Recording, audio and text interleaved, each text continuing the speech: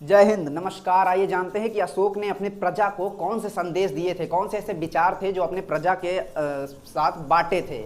जैसे कि पिछली वीडियो में मैंने बताया था कि अशोक ने कैसे अपने प्रजा तक संदेश वगैरह पहुंचाए और किस तरह से वो अभिलेखों को लिखवाए। अब देखते हैं कि कौन से संदेश उसमें लिखे हुए थे। उन्होंने बताया, अशोक जी ने, कि अनुष्ठान जो होता है, चाहे विवाह के टाइम पे हो जो पूजा पाठ, या फिर जो कोई इंसान मर जाता है तब जो अनुष्ठान यानी पूजा पाठ होते हैं, या कोई बीमार होता है तब जो होता है, या जन्म लेने पर जो पूजा पाठ होता है, इसकी कोई ज़रूरत नहीं। इन सब पूजा पाठों की कोई ज़रूरत नहीं, अनुष्ठान की कोई ज़रूरत नहीं।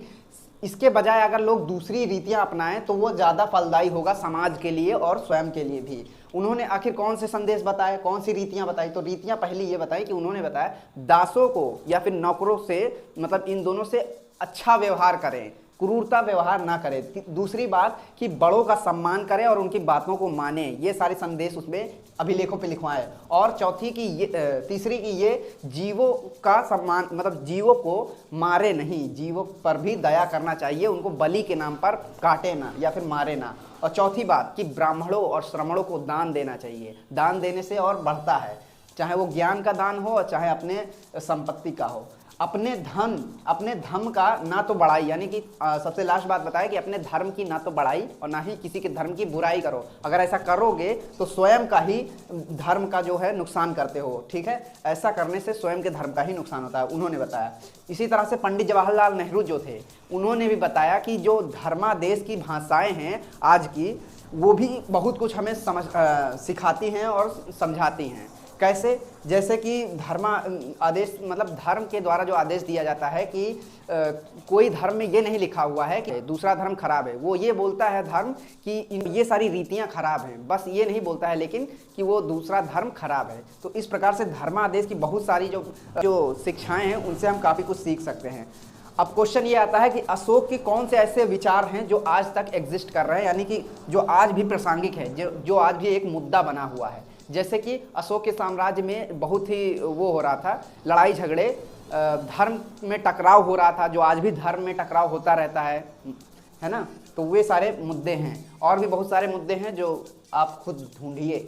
अगली बात कि ये कि भारत में बहुत सारी जो लिपियां हैं, जो आधुनिक भारत की लिपि है, आज की जो लिपि है, वो सारी निकली है कि यहाँ से ब्राह्मी लिपि से निकली हुई है। ब्राह्मी लिपि से वो सारी प्रेरित है। जैसे कि ब्राह्मी लिपि में छोटा आ इस तरह लिखा जाता है, जैसे हम लोग हिंदी में त्रा लिखते हैं, त्रा से त्रिशूल, वैसे ब्राह्मी लिपि में आ उसको लिखा जाता है। हिंदी भाषा में उसको छोटा आ इस तरह लिखा जाता है, और बांग्ला भाषा में आ इस तरह लिखा जाता है, और मलयालम भाषा में आ इस तरह लिखा जाता है, और तमिल भाषा में छोटा आ इस तरह लिखा जाता है। तो इस तरह से जो ब्राह्मी लिपि है, जो सैकड़ों साल से चली आ रही है, उसी से ये सारे समानांतर जो निकले हुए हैं अक्षर, उसी से प्रेरित हैं।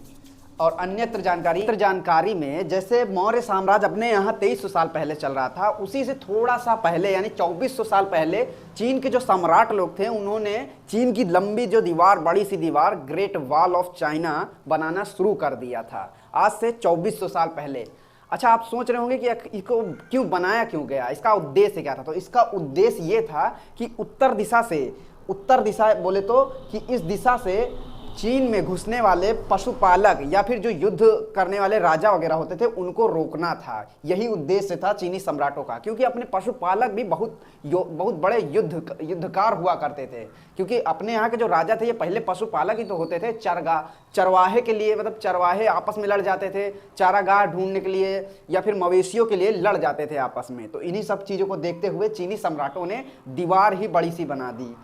तो 2000 साल तक इसका जो है दीवार का काम धंधा चलता रहा, ऐसे ही बनना मतलब चलता रहा। उसके बाद 2000 साल के बाद, आज से लगभग 400 साल पहले, मतलब ये खत्म हो गया था इसका निर्माण कार्य 16वीं शताब्दी में, और 6400 किलोमीटर लंबी ये दीवार बनकर के तैयार हुई। 6400 किलोमीटर बहुत होता है। अब ऐसे सोचिए कि जो अपने भारत का तटवर्ती रेखा यानी जो सीमा है, तटवर्ती सीमा बोले तो जो समुद्र किनारे की सीमा है, जैसे कि यहाँ से गुजरात से शुरू होता है और यहाँ पश्चिम बंगाल तक है, उसकी लंबाई है 6100 किलोमीटर। यानी अगर ये दीवार अपने भारत में तटवर्ती सीमा पर बनाया जाता तो ये तो पूरा तटवर्ती सीमा घेर लेता, इतना बड़ा ये दीवार है ना। तो इसमें हर मतलब इस दीवार में हर 100-200 मीटर पे एक ठो बुर्ज बनाया गया है। बुर्ज बोले तो एक इमारत जो कि पतली होती है पर लंबी बहुत होती है, ऊंची बहुत होती है ना। तो वो हर 100 या 200 मीटर पे बनाया गया है, जिससे क्या होता था, निगरानी किया जाता था। चीन के लोग निगरानी करते थे। और चौड़ी सड़क के जैसी ये जो दीवार बनाई गई थी, चौड़ी सड़क के जैसी चौड़ी थी ये ऊपर से, है ना। अच्छा, तो अब ये चीज़ें थी तो चीनी सम्राट ने अपने पड़ोसियों से बचने के लिए ये चीज़ें की। अच्छा, सम्राट अशोक ने अपने पड़ोसियों को किस तरह ट्रीट किया और चीनी सम्राटों ने किस तरह ट्रीट किया, ये अंतर बताइए आप ज़रा, ठीक है। जैसे सम्राट अशोक ने अपने पड़ोसियों को ये बताया कि जीवन की जो विचार है, यानी कि जो भी संदेश वगैरह ये अपने राज्य में फैलाना चाहते थे अशोक, वैसे ही दूसरे के राज्य में भी फैलाना, मतलब फैलते हुए देखना चाहते थे। लेकिन चीन सम्राट अलग थे थोड़ा, है। अब आगे की बात यह है कि जैसे कि मौर्य साम्राज्य आगे खत्म कैसे हुआ, है ना। अशोक के साम्राज्य, इतना बड़ा साम्राज्य खत्म कैसे हुआ, फिर कौन आया और क्या किया उसने आखिर, और उनको पढ़े क्यों हम, उन्होंने कोई ना कोई ऐसा बढ़िया काम किया कि नहीं, तो इनके बारे में आगे जानेंगे। तब तक के लिए जय हिंद।